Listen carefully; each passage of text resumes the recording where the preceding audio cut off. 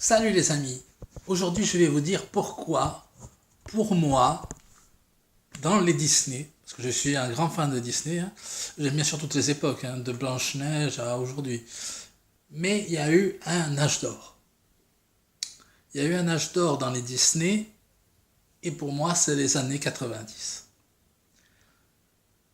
Les anciens Blanche-Neige des années 30 et 50 étaient très bien, étaient très beaux. Il y avait simplement un petit hic pour moi dans ce qui était de l'ordre des contes de fées ou des histoires au niveau de certains personnages. Je m'explique. Les princesses avaient un rôle magnifique dans les films animés de ces époques. Mais en ce qui concerne les garçons, le prince avait plutôt le rôle de la potiche, on va dire, hein. Que ce soit dans Cendrillon où le prince doit avoir 3 phrases dans tout le film animé, que ce soit dans Blanche-Neige où il en a encore moins, que ce soit dans La Belle Bois dormant où le prince Philippe a peut-être un peu plus de personnalité, mais on voit pas de sa relation avec son père, on comprend, on n'est pas forcément hyper attaché à lui non plus. Il est beaucoup moins potiche que le prince de Blanche-Neige et de Cendrillon, on est d'accord. C'est une petite évolution, le prince de la Belle Bois dormant. Et puis après, voilà, ça aurait été encore plus mieux, être plus approfondi.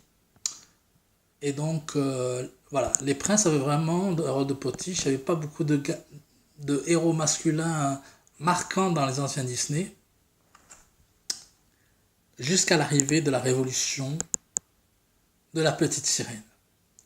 La petite sirène a tout changé.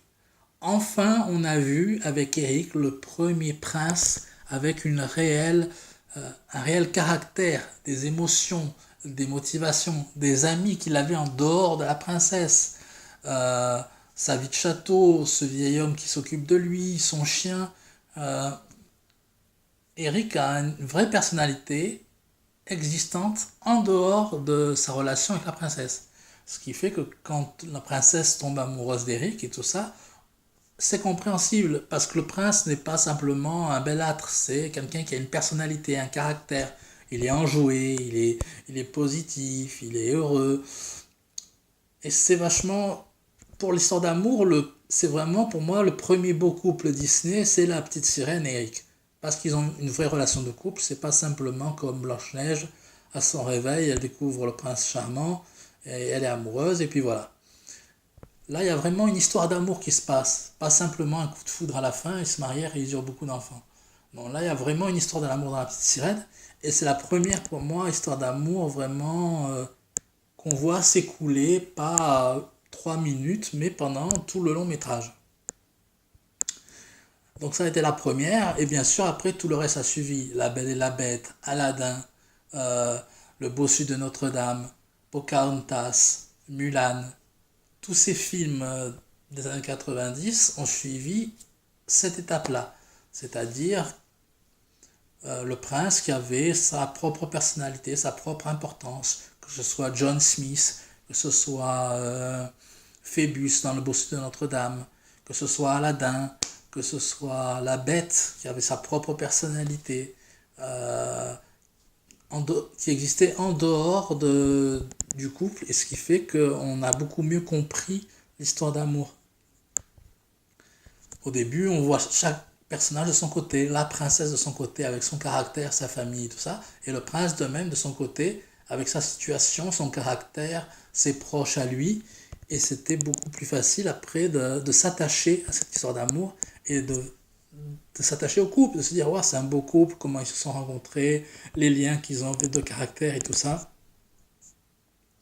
C'est pour moi l'âge d'or des Disney. Les années 90 sont ce qu'il y a de plus beau au niveau des histoires d'amour, des contes de fées et de la parité homme-femme dans les Disney, où il y a vraiment une égalité pour une fois, alors que dans les années 30 c'était beaucoup vraiment la femme qui avait le rôle principal et l'homme qui jouait simplement le belâtre, pas forcément très intelligent ou qui avait pas grand-chose à dire.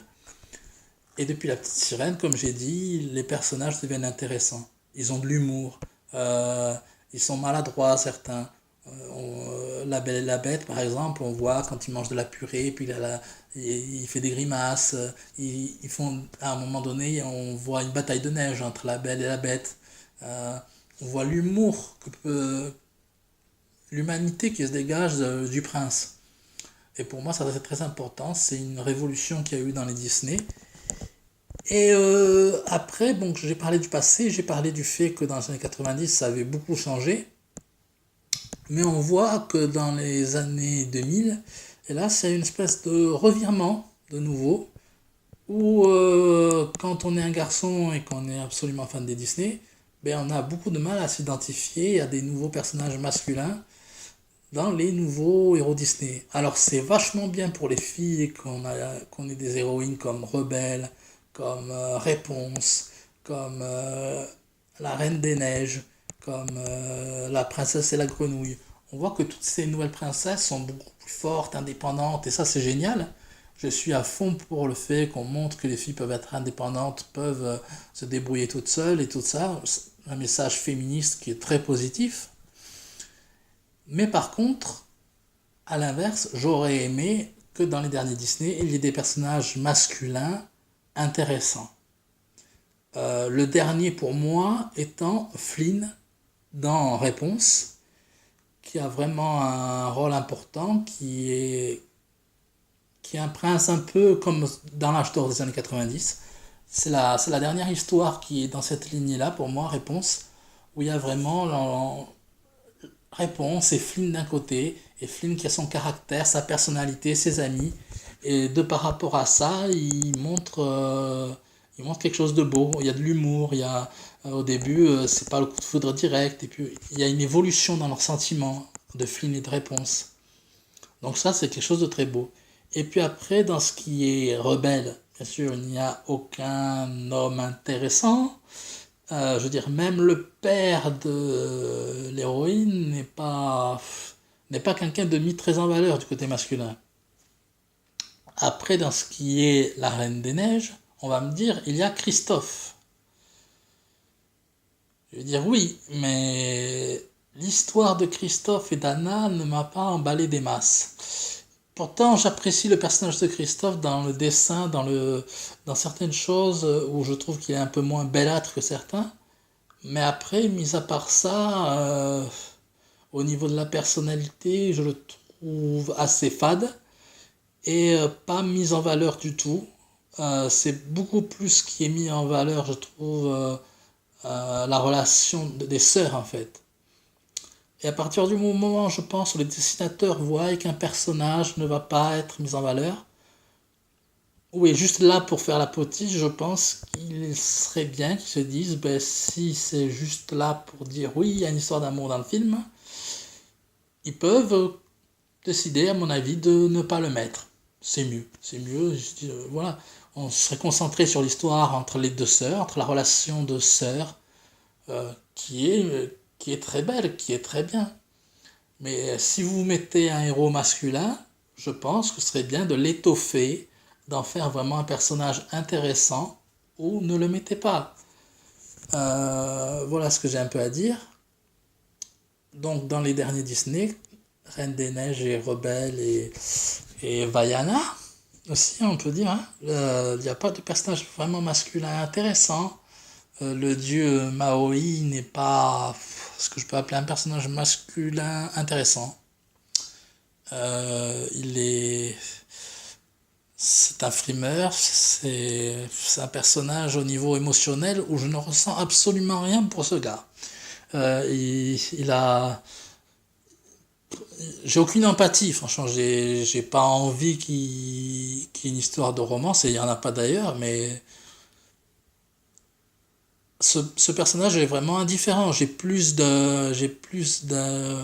D'empathie pour le coq que pour Maui dans Vaiana. Donc voilà, pour vous dire. Donc, je voudrais bien qu'on fasse un peu un retour au style années 90, dans le sens où on est des princes et des personnages masculins aussi intéressants que les princesses. Ça serait très gentil, merci, car je suis un passionné de Disney, je continuerai de regarder des Disney toujours, même si certains me plaisent moins, et en même temps à militer pour qu'il y ait quand même un retour aux histoires d'amour équilibrées, entre un prince intéressant et une princesse intéressante. Voilà. J'espère que ma vidéo vous a plu. Je ferai très bientôt une prochaine vidéo pour un film à Pixar qui va bientôt sortir au cinéma. Voilà, vous savez tout ce que c'est. Et je vous dis que la force soit avec vous et à la semaine prochaine, mes amis.